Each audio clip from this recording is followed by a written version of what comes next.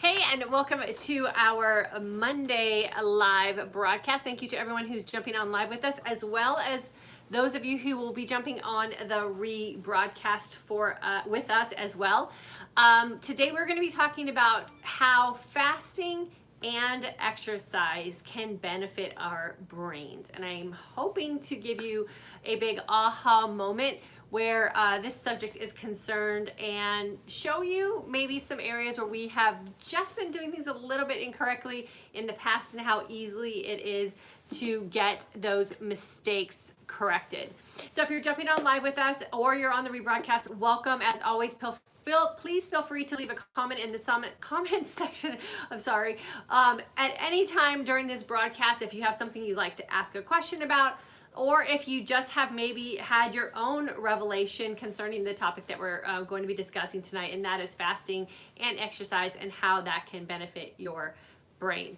I have been working in this industry for the past 25 years, and it is amazing to me the changes that have been going on with not only nutritional sciences and what we're doing with fitness sciences as well, but all of the studies that are being done now with the neurological sciences and how we really do have the power to slow some things down or correct some things that maybe aren't feeling right with what's going on in our brain, and utilizing the new studies in nutrition and the new studies in fitness and combining all that with the neurological sciences and really being able to create a lifestyle where we can really capture some of the things that we are either feeling that are going away with brain cognition or memory or just fogginess in our brain, and or some of the fears that we might have about where we're going in the future with our aging. So what I love about the studies that are going on today is how they really have made the correlation between fasting and exercise as being sort of the dual benefit for what we're trying to achieve with restoring our brain health and or reversing some things that we've had going on. So I'm going to share with you 6 key benefits, and then I'm going to talk with you a little bit about what we've done in the past and how simple it is to correct those mistakes and really create a lifestyle where you can keep your brain as healthy as you're trying to keep your body. So the first benefit is reduction of inflammation. We talk a lot about that with intermittent fasting specifically, and how just putting your body in a period of time within a 24-hour window can really give your body the opportunity to work through some things that are just inflamed in your body and actually give your body the opportunity to self-reduce that inflammation. The good news is exercise does exactly the same thing. We want to make sure that when we are participating in exercise that we're doing things that are going to be beneficial to us, meaning that we're not going to be doing anything that feels uncomfortable or puts us in the risk of injury or anything that's going to put us past the benefit point of this reduction of inflammation. So we always want to recommend using, good common sense when incorporating exercise. But the combination of fasting and exercise together does give you that dual benefit of inflammation reduction. We all know that inflammation is the root cause for the majority of the ailments that we are suffering today, and especially as we are aging. Those 2 key things are arthritis and Alzheimer's disease.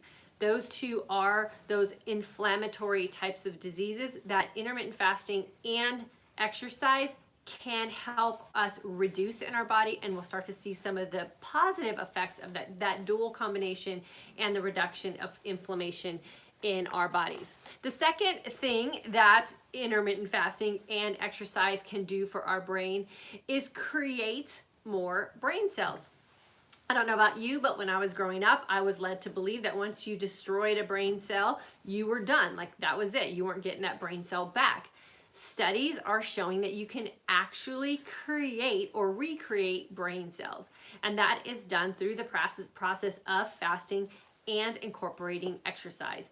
There are studies being done today that show that you can actually change the anatomy of your brain with just 30 minutes of exercise done 3 to 4 times a week at 50% of your maximum heart rate.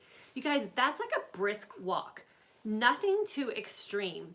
All you're doing is allowing your brain to have the opportunity to benefit from what exercise does for our body And if you add in that intermittent fasting, which allows that opportunity for your brain to just sort of clear out from all of the backup that's going on in it, you'll also have that opportunity for your brain to regenerate new brain cells.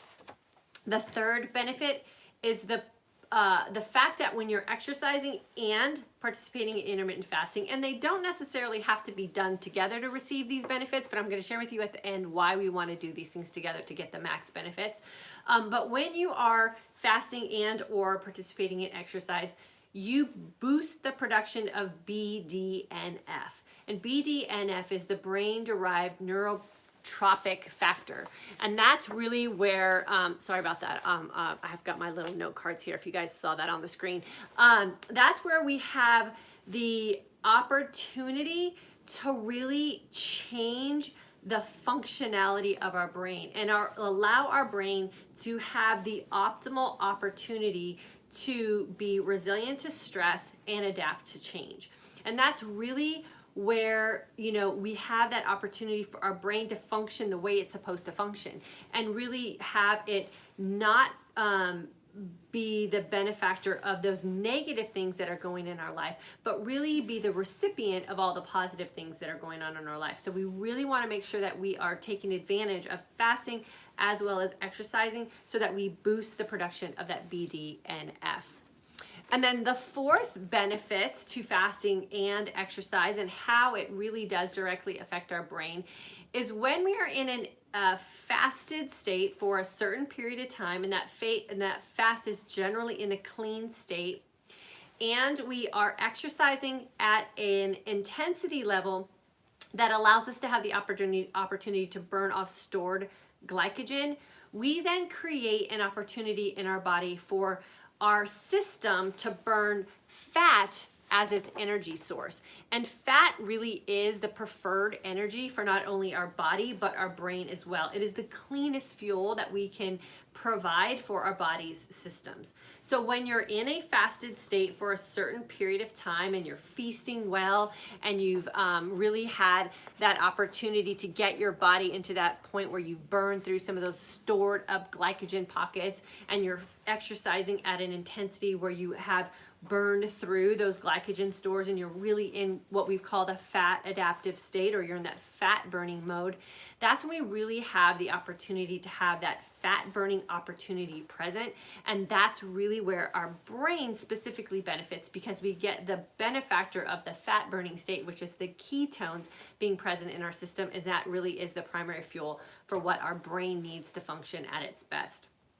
And then the fifth reason why intermittent fasting and exercise really does help boost our brain health is the increased production of HGH, which is the human growth hormone. So we know a lot about the exogenous type of HGH, and that's where you take an outside human growth hormone and you put it in your body.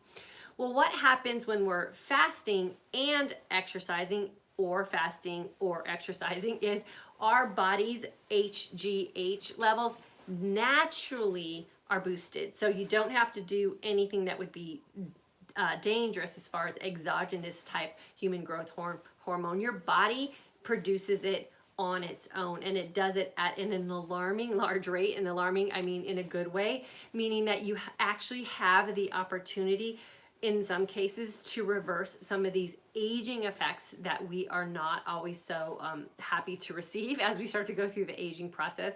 And so putting yourself in that position of either exercise or fasting really allows your body's own ability to boost your natural human growth hormone. That improves cognitive abilities in your brain, as well as some of those other aging things that we start to suffer from that we're not exactly happy with. Another reason that fasting and exercise boosts our brain health is it just provides us more energy. If you've exercised before, you know that when you get into a nice rhythm of exercise, you actually have an abundance of energy. The same thing happens when you're participating in intermittent fasting. We call it the energized sense of calm. When your body is really tapped into all of the other benefits that I just explained, and you have this abundance of energy despite the fact that you've been in a very long window where you've consumed no new calories. That's when your body's really tapping into the stored calories that you have, and it's using it as a source of energy. We call that the energized sense of calm, because you have energy in your body, but because of the benefits that your brain is receiving from fasting, you have the sense of calm as well. So emotionally and mentally, everything's chill, but your body is really invigorized and energized by what you're getting from the fasting opportunity. Our mitochondria really does get a nice boost when we're both exercising and fasting, and mitochondria is really the energy source of our systems. So we want to make sure that what we're doing in our everyday life really does boost our mitochondrial function. That is where we're going to get the energy, and that's the natural way that our body gets energy. And it's not anything that you have to do in an external form. It's all produced internally. So why is it that fasting and exercise are sort of the bonus when they're put together? Well, independently, fasting will give you all of those benefits. And independently, exercise should be giving you all those benefits as well. Where we as a society have really kind of missed the mark on all of these new scientific research that's being done is that we've been trained by the food industry and the diet industry that we should be feeding ourselves all day and exercising. So we've been on that eat every 2 hours, eat small meals throughout the day, and we've never really allowed our bodies the opportunity to function in a fasted state while exercising. So if you think about what you're doing in a fasted state, let's say in an extreme or in a healing type of environment. And when I say extreme, I don't mean extreme as in days. I just mean extreme if that's the only thing that you're doing. And if you're in our intermittent fasting for today's aging woman course, or you're a woman who's suffering from some of these aging type of things that we go through, whether it's maybe you're finding out that you're insulin resistant, or you have that cognitive loss, or you maybe are just going through some pre-diabetic type of states, or some of these inflammatory types of things like autoimmune disorders, or the beginning signs of Alzheimer's or dementia, or maybe even arthritis like I mentioned earlier. What fasting does for you in a long period of time where you're really concentrating on being clean fasted, meaning water and maybe a little black coffee or tea, and then feasting for 4 hours and making sure that everything that you're feasting on is very nutrient dense, that takes time and consistency to get to the point of healing. And I always recommend that you should do one or the other when you're trying to get your body to the healed state. So just concentrate on fasting if you're coming into this new lifestyle not feeling 100%. Concentrate on the fasting first, because quite frankly, that's the easiest thing to do. And you'll reap all the benefits of what fasting can give to you while you're allowing your body to just adjust to becoming fat burning as opposed to relying on sugar. And you're gonna be able to really hone in on the signs and signals that your body is sending you while you're making some transitional changes. When you get to that point where you're really solid in what it is you're doing with your feasting, and you're comfortable in that energized sense of calm, and being hungry isn't something that puts you into a state of panic, which releases high levels of cortisol, which then puts you back into that sick state. Once you really feel like you've got a grasp on what you're doing with fasting and you start to bring back in that exercise, your fasting doesn't necessarily have to be that 20 hours always clean. That's when you can really build in some flexibility in your fasting window, because now you're going to add in those same exact benefits but in the form of exercise. So you get the benefits of fasting with the benefits of exercise, and all of that is going up to your brain. So the true benefactor of fasting well and understanding how your body's working in that fasted state and learning how to exercise at a level that's going to benefit your brain and benefit what it is that you want with your overall physique is really where we find that really sweet spot with both of those activities in our life, and then the boost of all of that healing goes right to our brain.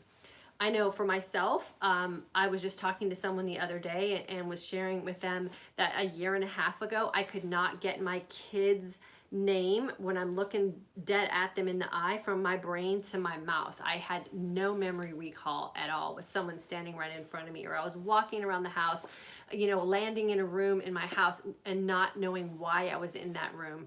I've always been the one who loses my keys and forgets where I put my purse. I think that's just a woman or a mom thing because we're busy. But when it gets to the point where you can't remember where you parked your car at a Target parking lot, or you can't remember the name of your children, or you don't know why you're standing in the middle of a room, that's when it starts to get real for us. And I really did take advantage of slowing my entire life down, practicing what I needed to practice with my intermittent fasting, making sure I was very solid with that.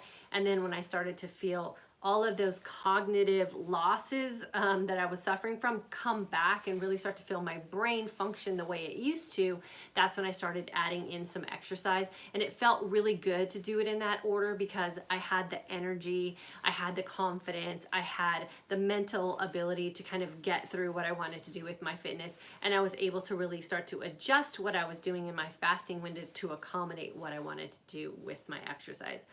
And it was a really hard transition for me because I am an exerciser. I've been exercising my whole life.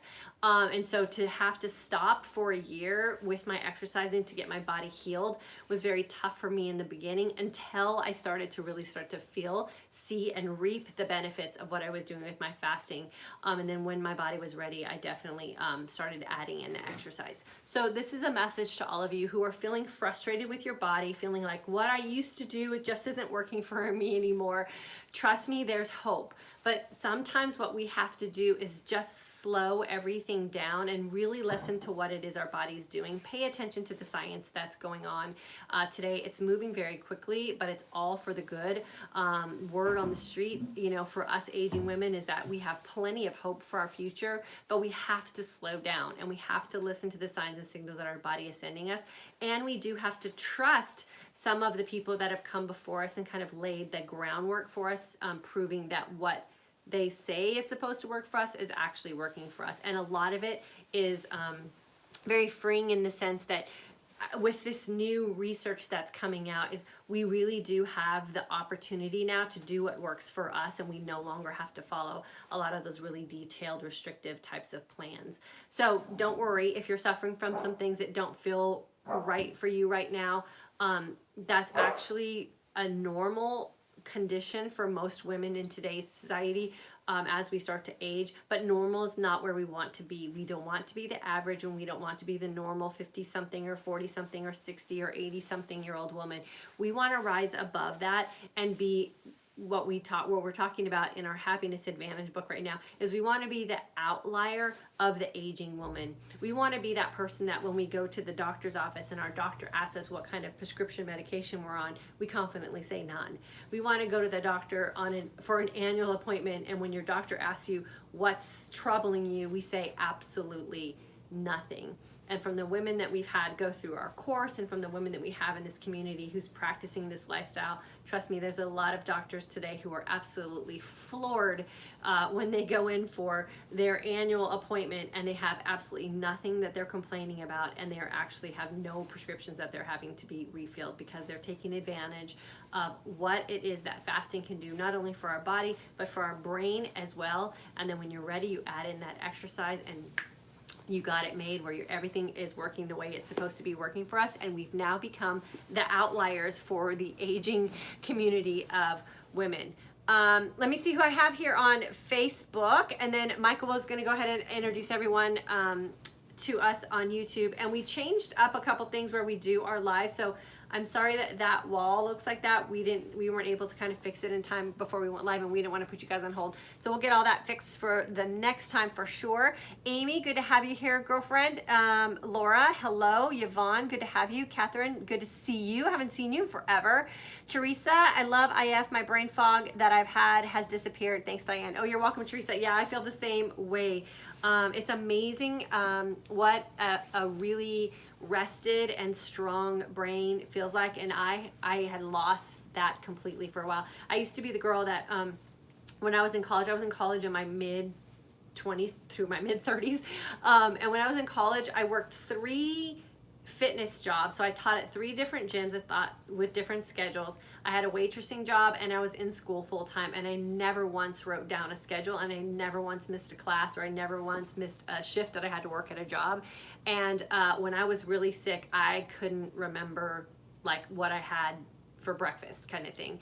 And so getting that ability back in my brain has been very, very reassuring, and I'm absolutely loving it. And I want to share that with you guys as well, because you don't have to live that way if we catch it in time, and that's the trick. We want to catch it in time for sure. Cynthia, hello, girlfriend. I can't believe I finally caught you live. I know, Cynthia, it's so good to have you here. Jackie, hello. Courtney, I did a sprint workout today in a fasted state at about 15 hours. I have been experiencing euphoria this afternoon. Yeah, Courtney, that is the energized sense of calm for sure. Michael and I, when we first started feeling it, we would walk around the house like wondering if it was even like an illegal feeling that we should be having. And what happens, and just a little bit of a warning for you guys, when you get into that euphoric feeling and that really calm, energized sense of calm that comes on its own, you have to really evaluate some things that you've kind of been crutched onto, like coffee and stuff. I can go days now without coffee, or if I have coffee in the morning and then say like a pre-workout with some caffeine in it, it's way too much caffeine for my system, and I used to live on Diet Coke. So your body really does readjust and starts to work on its own system. So you'll be energized when you need to be energized, and you'll be able to come down when you need to come down, and no more of the caffeine all day and then wine at night, caffeine all day and then wine at night. Your body should be able to kind of find its own rhythm with being up and then being down. And that's where intermittent fasting really does help in that 24-hour window too. Susie, hello. Cynthia, I do a brisk walk by the lake in my 17th hour of my fasting window, and then break my fast when I get back with a healthy salad. I feel great, but I'm burning extra fat at the tail end of my fast. Yeah, that's cool. When you're working out at the end of a fast, it really is a great fat burning opportunity, and walking is fantastic for that. I mean, it just takes the benefits of walking to a whole new level when you can do it at that tail end of a fast, for sure. Tanya, hello. Meg, how many hours would you suggest continuing a fast after exercising to optimize benefits? You know, Meg, that's one of those things that I try not to get too like freaked out about. You know, there's studies out there that say that you should have, I think it's like 20 to 30 grams of protein within an hour of working out or whatever. Some days I do that, some days I don't. I don't know if it's a good thing or a bad thing. I'm kind of at the point in my life where I'm over trying to reach perfection, and I really do just kind of listen to the way my body's telling me I need to do something. So oftentimes what I'll do is I'll get done with the workout, I'll kind of shower, get ready, do some things, and then I'll go, oh, I should probably have something. And then there's other days I finish a workout and I'm like ravenous and I can't wait to get something in me. Just make sure that what you're putting in you is very nutrient dense, because your body is going to be at that really depleted point. And a little bit of protein and some fat is usually a good way to replenish your body for sure. Let's see, Susie, my biggest worry right now is the foggy-headedness I have. You just named the kids' names, keys, less car. Yeah, it's scary for sure. So Susie, that's usually just caused by a backup in your system, where your body just doesn't have the ability to flush its own systems out. And a lot of that starts with insulin resistance, and that's where your insulin and glucose are just so backed up in your cell that your body's no longer responsive to insulin, and then it just kind of backs up everywhere. And Alzheimer's is considered type 3 diabetes, so it's all sugar related, and that just comes from years of being super low fat and really relying on processed foods that are higher in carbs, and eating every 2 hours. So our body never had a chance to burn off the glycogen that it has stored up. So we have this overflow of glycogen, and it just oozes into every part of our body. So you really do need to get your body into a point where it just releases all of it. And we don't ever have to worry about completely running out of glycogen stores. We have emergency stores, so you won't ever run out. Our body's intelligent enough to replenish that in when we need to have it there. But our problem is that we have too much of it, and then it backs up, and then our systems stop working the way they're supposed to, and the brain is totally affected by that. And soon as I got my blood sugars under control, and I am no longer insulin resistant, then my brain abilities came back. So you got to make sure you're keeping those glycogen stores depleted in your body. Deborah, hello. Jillian, I had a flare-up on my Achilles tendon, so I cannot do the workouts. I am starting to enjoy. I'm swimming and doing some weights and continue to fast. Yeah, swimming is great. If you can get some swimming in, that's awesome exercise. Tanya, I have been IF and keto for 9 months. I haven't felt like exercising and didn't worry about it after I started following you, but recently I feel like I can start back. Where is a good place to start? I feel like walking and light weights might be a good place. Yeah, I say that's a great place to start. And do what makes you happy. Don't try to do what makes what you think you're supposed to do.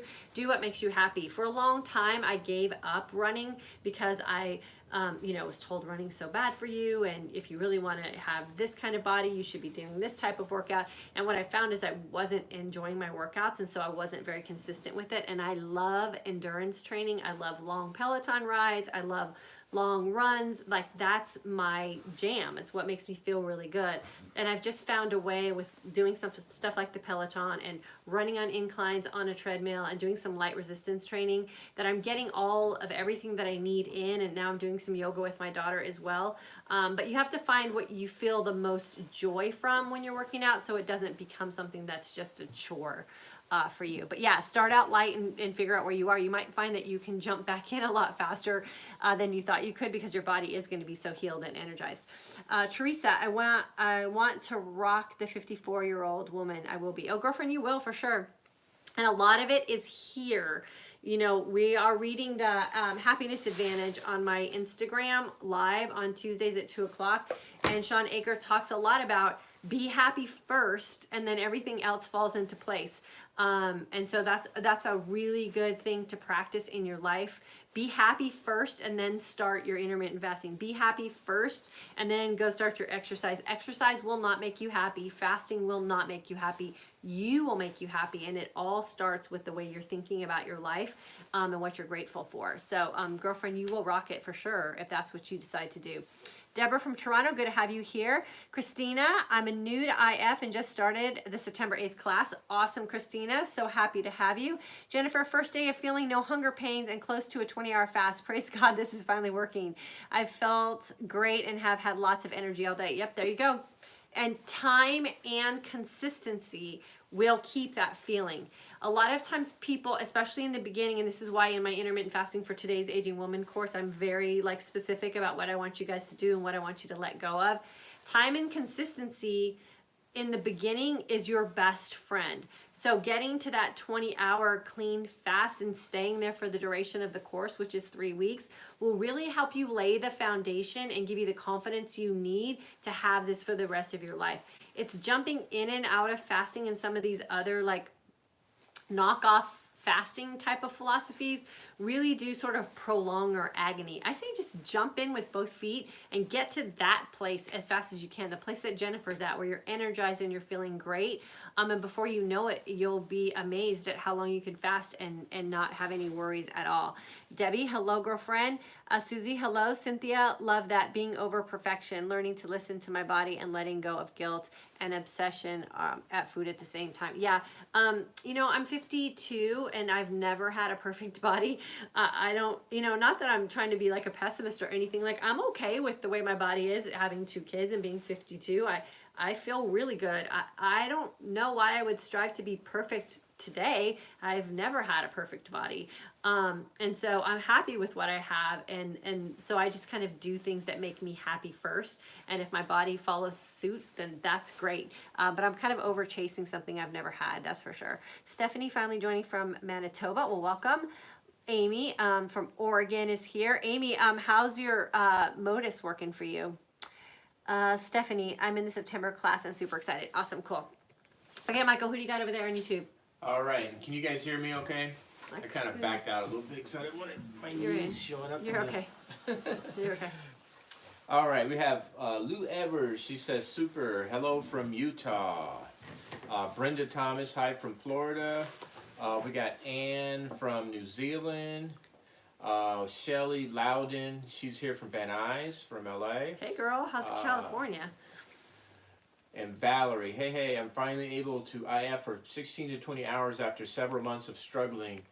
I'm from Kentucky. Awesome. All right, I'm from Kentucky too. I know. So what was her name? Valerie Toll, Tolle. So Valerie, what was the big aha moment that made it all click for you? Okay, go. All right. We got Christy Sams. Hi, Dan. Glad I was able to come catch you live. Elizabeth Cole. Hello from rainy Pennsylvania. Hitting the gym right after work, then going for a quick run while the rain holds off. Awesome. Breaking a 21-hour fast at 4:30, Wow. right before my workout. We have Shelly again. She says, oh, she was just explaining that Van Nuys is LA. Oh, yeah. We're from there, we know. We know. And then Valerie, she says, yes, that's what I want to say to my doctor. I feel great and I've lost weight. Good for you. And Joanna Hancock says, hi, y'all. Teresa Slater, hi, Diane. Just back from choir. Looking forward to this one. Big Auntie, good I haven't seen you in a while. information as usual. Lori Lewis, hi Diane, great topic. Now that I'm healed, people ask me why am I still doing IF? For my brain is my answer. Yes. Okay, so that's a little underlying message that we can kind of summarize this with, and then Michael can read some more YouTube comments, is that, you know, everything that we've done nutritionally or exercise is always for the outward appearance, right? I mean, we always want to have, there are Callie's here, but we always want to have that, you know, six pack, or we want to look a certain way in a pair of jeans, or we want to be a certain size pants, or get ready for a vacation or whatever. And for the first time, even for myself, I'm really primarily concerned with this, like my brain. I want to be able to live my life with my brain. It just so happens that when you fast correctly and you feast correctly and you really pay attention to your chemistry, when you put nutrients in your body and you exercise with joy and not like, oh my gosh, I have to do my exercise. You actually look forward to it because you can finally find something that you like to do for the pure joy of exercising. When you get to that point in your life, the icing on the cake, so to speak, is that, guess what? You're going to probably end up wearing the size jeans you want to wear, or you're going to feel fantastic on your vacation, or you're going to have slimmer abs and your body fat's going to start to go away, because everything just works in unison. But you've taken the guilt off, and you've taken the pressure off, and you've taken some of those social, I don't know, what do I want to say? I don't know. The social dynamics of dieting, you've just taken all that away, and you've taken the pressure off yourself. Now you're doing it for like a really solid reason that has nothing to do with aesthetics. It has to do with really good common sense reason to take care of yourself, and that's your brain. And I think the more we live this out in this huge community that we have of aging women, and I'm talking like 30 and up, there's a huge community of us. And if we can start to ignite this change and change the dialogue of nutrition and change the dialogue of exercise and doing it for the good on the inside of us and not focusing so much on the outside of us, we're gonna really be able to be the examples for so many young girls coming up behind us and showing that exercise and eating well is good for so many other reasons than just the way you look. And when you concentrate on those things, you concentrate on all the health benefits of it, then you can be healthy with it. And we won't have this society of young people coming up behind us with all the things that we struggled with, eating disorders, negative self-talk, a lot of those social inadequacies that we felt with the comparison game, because your body will just do what it's naturally supposed to do physique wise when you take care of it, and you take care of it in the right way. And the ultimate benefactor was going to be our brain for sure. All right, and we have, see, where am I at here? Denise White says, hi, Diane and Michael. Hello. We have another Denise Letta. She says, hello from Central New York. I exercise fasted on the weekends, doing 20-mile bike rides, and feel great. Awesome. On work days, I work out 6 hours after eating lunch. I am still getting a benefit from that. Good deal. Good deal. And we have Delaney, 42 from Indianapolis. She says she's up to 20 hours. Awesome. Joanna Hancock from Colorado Springs. Anastasia just jumped on. Byrne says, yo, massive spider on the wall. I think she's talking about Callie. Oh. Kill it, she says. Killing Callie. And Lovey Weaver, hello from Florida. Then we will go down to Carrie B. Husband died of EO at 60. He was a type 2 diabetic, but not heavy. Loved his sugar. I'm so sensitive to sugar. Insulin on my mind. Love your message. Okay, so let me just piggyback off that. Insulin resistance and diabetes is not directly associated with obesity.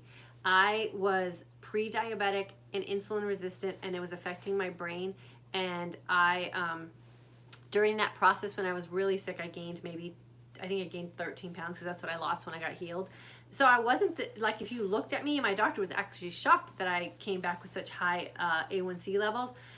It wasn't that I was obese or I was necessarily overweight. It was just that my body could no longer react appropriately to insulin in my body. And so I had this backup. So the social norm of what diabetes is has changed, because perfectly healthy looking people on the outside are really sick on the inside. And that's why I say, if we change the way we think about taking care of ourselves, and we think about taking care of ourselves on the inside, the outside will respond. It just has to, because that's just the way our body system is supposed to work. But when we're so concerned about the outside and we neglect the inside, that's when we really start to fall apart. And we really need to take this whole health concept to the inside. What can we do to keep our cells functioning? What can we do to keep our brain functioning? What can we do to keep our body in a place where it can actually process its own systems? And when we start making choices based on that, that's when we really start to live a healthy life. Okay, Carrie B did type one more word, Alzheimer's. I think that she had to put that in her message. Yeah. Lovey Weaver, I'm good with the fasting part, but eat cake or eat bad when I finish. Okay, so who was that? Lovey. Lovey, that is just a choice that you have to learn to make. And if you're the person responsible for bringing food into your house, you have to love yourself enough to not bring that food in if it's sabotaging you. Those are those trigger things and those self-sabotaging things. And when you go from like fasting to binging, that's when you get to that point where it's emotionally you're not getting to that healing point. So if eating cake makes you feel bad when you're in your feasting window, you have to figure out what's making you eat that cake. And if it's worth it to you, and if you don't feel bad, then there's nothing to say that eating cake when you feast is a bad thing. But if you're feeling bad about it, then you have to figure out what that trigger is that's putting you in that state of self-sabotage as soon as you open up your feasting window. And once you figure that out, then you can start to really heal on all levels of what you're doing with your fasting and your feasting. And she also says, I know what to eat, but I just eat that or one meal a day. Then we have Delaney. She says, so you don't worry about your calorie over time because you just drift towards what your body needs. Yes, exactly. Yes. And that's how we're supposed to function, right? Like, we're supposed to just eat on like our signals. We're not supposed to eat necessarily by, some stopwatch. We used to like have an alarm every 2 hours. My phone would pop up and say, time to eat, and it would tell me what I was supposed to eat. And now it's like, we kind of go, there's days that we're like, we don't really even feel like eating today. And that's okay too some days, as long as you're making sure that you're not becoming malnourished. And I don't mean that in the extreme way either. You want to make sure you're keeping your minerals up. Minerals are more important than food in a sense. You want to make sure that you're keeping all your electrolytes up. And then there's people who are fasting. There's new research out there saying that, even fasting for 4 days really does allow your body the opportunity to generate new proteins and new muscles. And that's because you're giving your body an opportunity to eat away at all the old and damaged stuff, which then makes room for new. I haven't had the guts to do that yet, the 4-day water fast, but I have a lot of friends who have, and there's a lot of research now out that's saying that, you know, as long as you know what you're doing with your minerals and you're keeping your electrolytes up, that it can be really beneficial as long as you're doing it for all the right reasons. And in love, he said, "Oh, binging. I never thought of it that way. Thank you." Yeah, that's binging when you're and I used to do those kind of things too when I was in the fitness industry.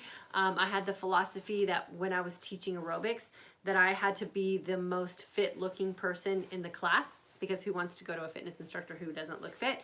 And I would kind of be in that binge type of mentality and definitely over exercised. It was my job. It paid for my bills to teach classes, and I would teach 3 or 4 classes a day. Then I would wait tables and I would go to college and I would be like, oh, I haven't worked out today. I need to go run 6 miles, which is crazy. And I lived in that pattern for a very long time. And I've been, you know, known to sit in front of a refrigerator and eat an entire, what did I used to have? I used to eat, it's not cream cheese. What is it called?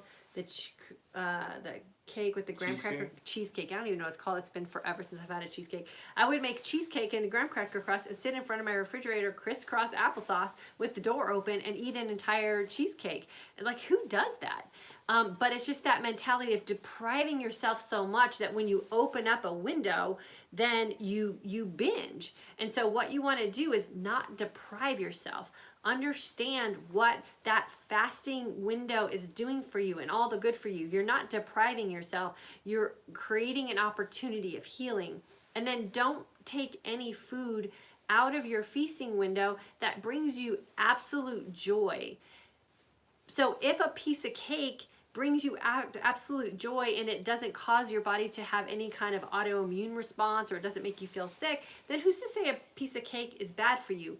But if you eat that piece of cake and then you beat yourself up for the next hour, or then you feel like you failed at something and you're putting yourself through an emotional roller coaster, then that's the part that's bad. So you have to figure out where that cake fits into your life. And is it really getting you to that place of being healthy, or is it holding you in that place of being sick? Because healthy is not just a good blood test. Healthy is how your brain is speaking to you. Healthy is how you're dealing with other people in your life. Healthy is how you're managing your stress. And healthy is how you see yourself when you look into a mirror. So there's many levels of health for sure. Anastasia says, I'm having an interesting experience with clean fasting without flavor, sweeteners, and cashew milk. What does that mean? Hopefully that means... She says, I'm a little spicy, definite withdrawal. Well, the withdrawal part's not bad, because a lot of those things aren't exactly the best ingredients. And if you're in our course, our 3-week course, I just ask you to consider giving a lot of those crutches, I call those crutches, up for 3 weeks. And then when the course is over, reconsider how important those things are to you in your life. And if they're really important to you and they really do bring you joy, then there's no reason to not have them in, as long as they're not keeping you from getting the results that you want with your... She meant to say she's a little spacey, not spicy. Oh, spacey. Yeah, spacey's part of it. That's because you're coming off a sugar withdrawal for sure. Cassia, I'm from Phoenix. I am in your September class. I just broke my first 18-hour fast and I'm feeling great. I'm looking forward to my yoga class in 3 hours. Thank you for this wonderful content. Oh, Cassia, you're welcome. And yeah, yoga is great with fasting as well. Laura, love the discussion on deprivation and binging. I know this to be true from my past. Yeah, I was really bad at it because I felt I had to be so skinny to teach aerobics. It's crazy. Not fit necessarily, but skinny. And I think I was my most unhealthy when I was a group fitness instructor. It's kind of ironic, but and then I actually dabbled in some bodybuilding competition type stuff too, and that was really, really unhealthy. And so yeah, we do the things we do when we're young, but skinny's not healthy, that's for sure, and binging's not healthy either. Neither is depriving yourself of what makes you happy. Doreen, I have been fasting for 16 hours each day for a few months now. I haven't noticed any difference in my weight or anything. What could I be doing wrong? Thanks. Doreen, I would highly recommend jumping in our course. We teach you all of those little tweaks and tips on how to really get your fasting and feasting to the point where your body's healed and will eventually let go of weight. Fasting and calorie reduction and counting calories and macro counting and all that doesn't necessarily mean you're going to lose weight if you're not doing it correctly. Amy, I finally watched The Magic Pill. if we change our expectations of what we want for our bodies, maybe we can affect change for the good of the people of this world. Amy, amen, sister. I totally agree with you. There's just so much unhappiness in the world. And it all starts with how we feel about ourselves, right? So if we all feel happy about ourselves and we feel happy about the decisions that we're making in our life and we lead with happiness, then how could the world be so mean and mad, you know? But there's so many people who just like to live in that space of just being unhappy and resentful and evil, and that's sad. But again, we in this community are not going to be the average, and we are not going to be the norm. We are going to be the outliers, and we are not going to fall prey to what normal or the average society people are doing. We're going to live in our own little bubble of happiness, and we're going to take care of ourselves, and then we're going to outlive everyone, and then we only have happy people that we associate with. So it's all going to be fine. Cynthia, amen for sure. Brandy, graduate of your April 2017 class, still going strong, always work out. In my 17th hour of fasting, your class changed my life. Oh, Brandy, I'm so happy for you. That is awesome. Anything else over there? Yeah, Lovey, she says, I have lost 106 pounds 2 years ago. Wow. But I got injured and fell, what's the point if I'm in pain after? I just do hot yoga now. Hot yoga's great. Don't discount hot yoga. Hot yoga is some pretty intense stuff, and it's probably a really great healing opportunity for your body, especially coming out of an injury. So I think that's awesome. Never discount what you do. Never say, I just walk, or I just do yoga, or I just do this. You're doing something, and something is great. Yoga is fantastic. I am doing yoga with Gabby. We're doing like 30-minute yoga sessions. We're trying to do it a few times a week, just to keep our muscles relaxed and give our brains an opportunity to kind of relax. And I'm trying to teach her the importance of yoga. It's been a really great time for us to spend together. And it's not ever just yoga. It's yoga. And it is a really good thing to do for your body, for sure. Cynthia, I've given my weekly work schedule. If given my weekly work schedule, I'm only able to fast 18 hours max weekdays. Will I still benefit from IF? Of course, on weekends yes, okay. So now that Michael and I consider ourselves pretty healed, we're incorporating exercising. I'm actually training for a half marathon right now. My official training starts next week. I'm going to be 12 weeks out. So this week I'm just sort of trying to establish a routine and stuff.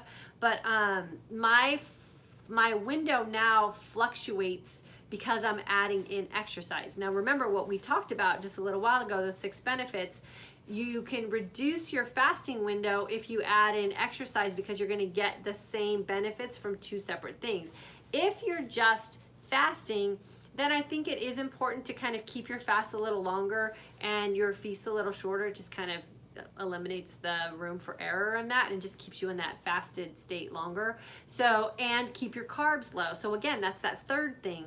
If you're fasting, you're feasting in a high fat, moderate to low protein, conscious carbohydrate type of feasting window, and you're exercising, you get the trifecta. 3 benefits happening all at the same time with the same end result. So if you can just fast, feast well. If you can fast long and feast well. If you can fast and exercise, you don't have to fast as long, but incorporate some sort of movement and exercise into your life, and then make sure that you're keeping that feasting window in such a way that you're not erasing everything else that you're doing in your exercise and your fast, for sure. Okay, so hopefully that helps there. It is, what time is it? 3:52. We have to go pick up our daughter from school. Thank you so much for jumping on with me today. Please make sure you're doing your research. There's tons of information out there. And then practice some fasting. If you're interested in joining in a group where we can kind of take you through a 3-week process and really help you get into this mode of energized sense of calm and reap these benefits of fasting, we have a course that started this weekend. I believe the window to jump in is still open for that. And if not, we have a course starting every month. Get on our email list and we'll email you when our course starts in October. Don't be afraid to experiment. You're just not eating for a few hours a day. It will do you some good for sure. If you have any questions, always feel free to email me, and then we will see you here on Wednesday, 3 p.m. Central Standard Time for another great discussion about intermittent fasting for today's aging woman.